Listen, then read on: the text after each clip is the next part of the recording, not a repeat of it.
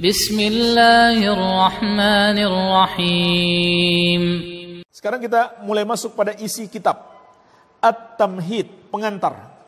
Wa yashtamilu ala nuqat at-taliyah. Mencakup poin-poin pembahasan berikut. Jadi pengantar ini yang akan kita bahas ada 5 poin. Yang pertama, ta'riful fiqhi lughatan wa istilahan. Definisi fikih secara bahasa maupun secara istilah. Ini yang pertama. Yang kedua, masadiruhu, sumber-sumber fikih, sumber-sumber ilmu fikih. Yang ketiga, maudu'uhu, tema pembahasannya. Apa sih tema pembahasan fikih secara keseluruhan? Ini dipahami dalam bab ini atau pengantar ini.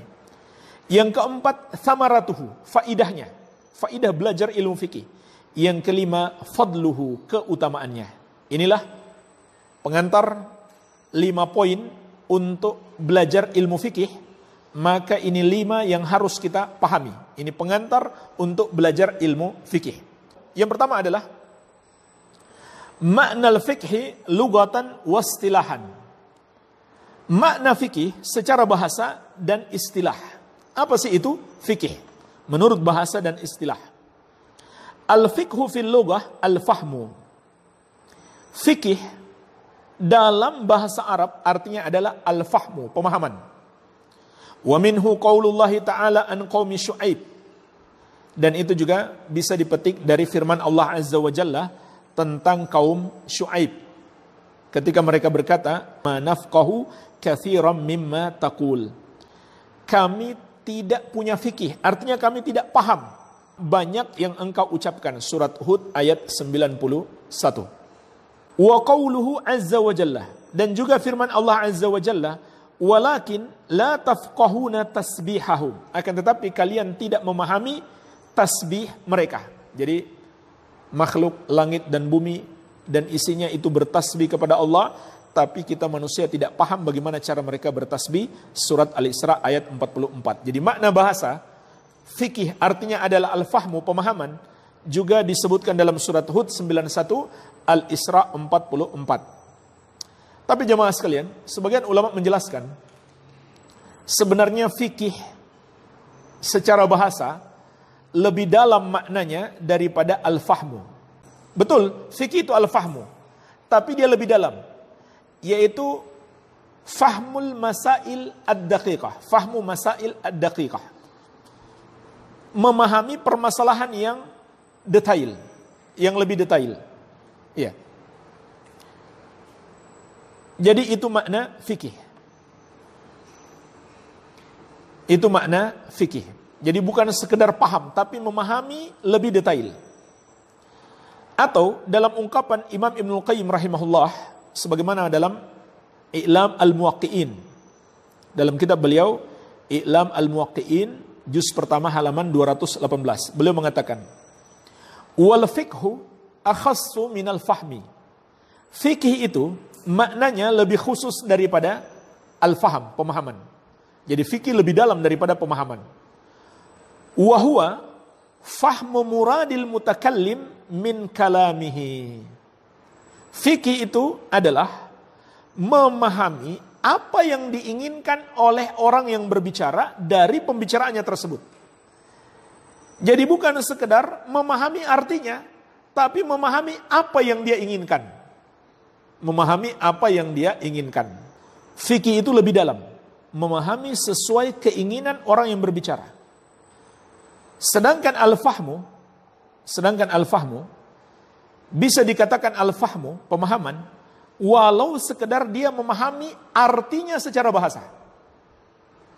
Walau dia sekedar memahami artinya secara bahasa. Adapun fikih harus memahami sesuai dengan keinginan orang yang berbicara tersebut. Baik. Ini pembahasan makna fikih secara bahasa.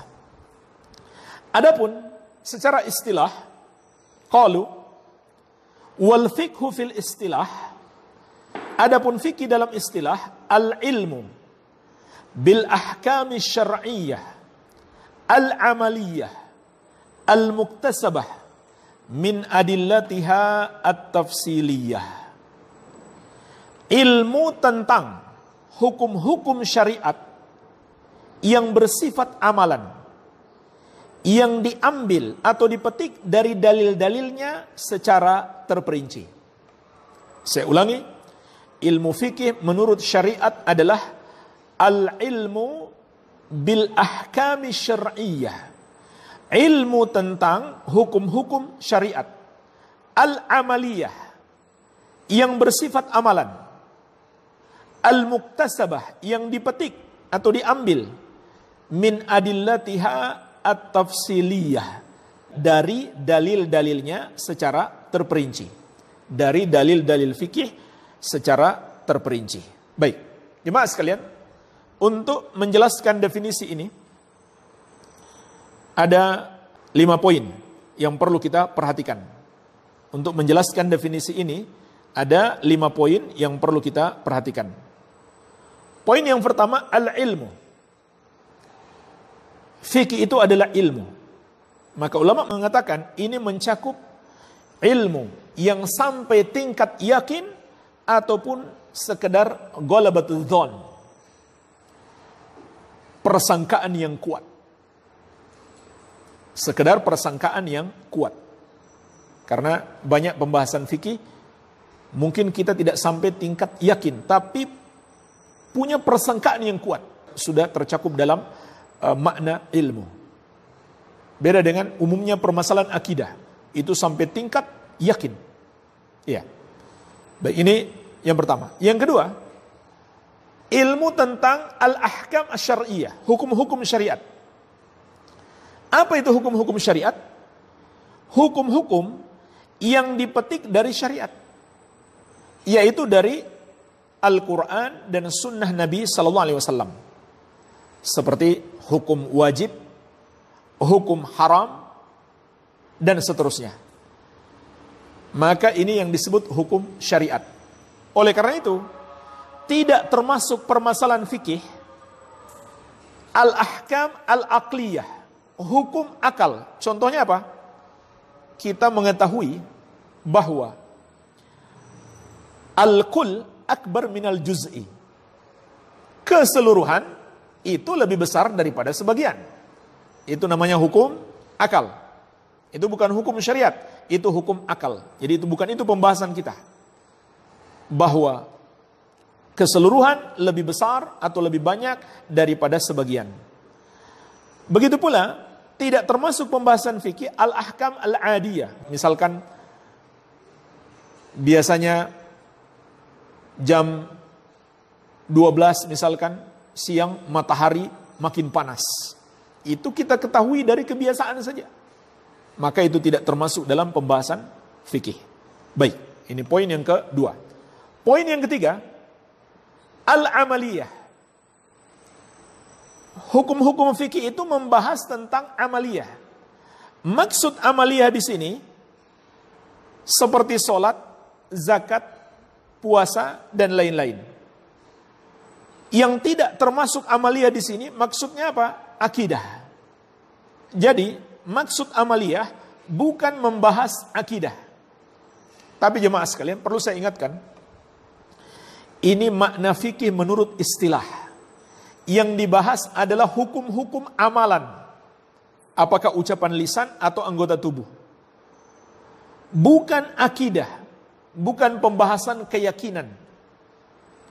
Ini menurut istilah fikih. Tapi kalau menurut istilah syariat, kalau kita dapatkan di dalam hadis misalkan kata fikih, maka itu sudah mencakup seluruh ajaran agama. Angkat kitabnya, akhi, jangan taruh di lantai. Ya, taruh situ kitabnya. Baik, taruh di atas. Jangan taruh di lantai. Ya. Jadi makna fikih dalam syariat, dalam hadis atau dalam ungkapan ulama salaf, kalau ulama salaf menyebut fikih, fikih dalam agama misalkan, al-fiqhu fid din, fikih dalam agama, itu maknanya mencakup seluruh ajaran agama. Bahkan akidah itulah fikih yang paling tinggi. Makanya para ulama dahulu menulis buku akidah dengan judul Al-Fiqhul Akbar, fikih yang terbesar. Fikih yang terbesar. Hanya saja dalam istilah para ulama kemudian, maka yang dimaksud dengan fikih membahas amaliyah seperti sholat, puasa, zakat. Adapun membahas tentang akidah, ya dalam ilmu akidah. Dalam ilmu akidah. Baik. Jadi harus kita bedakan di sini fikih menurut istilah dalam disiplin ilmu fikih dan fikih menurut syariat atau menurut nas-nas syariat. Ini harus dibedakan. Fikih menurut nas-nas syariat mencakup seluruh ajaran Islam, terutama akidah. Tapi fikih dalam disiplin ilmu fikih maksudnya amalan-amalan, bukan keyakinan. Baik.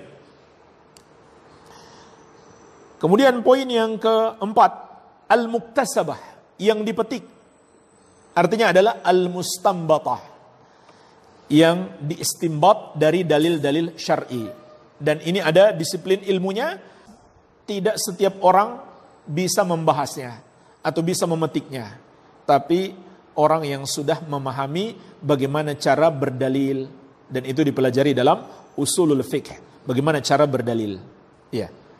Kemudian yang kelima, yang terakhir, min adillatiha at-tafsiliha, yang dipetik dari dalil-dalilnya secara terperinci. Dari dalil-dalil secara terperinci. Apa maknanya dari dalil-dalil secara terperinci? Artinya, setiap permasalahan disertai dalil. Itu ilmu fikih. Itu kalau kita belajar fikih, setiap permasalahan yang kita pelajari hendaklah disertai dalil. Dalil-dalilnya terperinci. Beda dengan pembahasan usulul fiqh.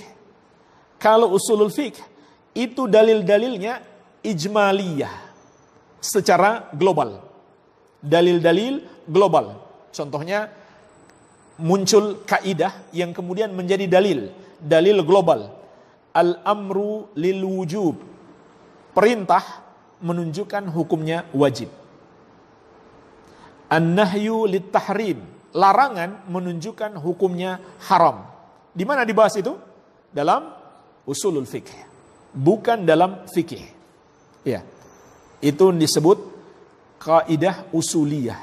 Kaidah usuliyah atau dalil global. Al-adillah al-ijmaliyah, dalil-dalil yang sifatnya global. Iya. Jadi yang dibahas dalam fikih adalah dalil-dalil terperinci. Iya.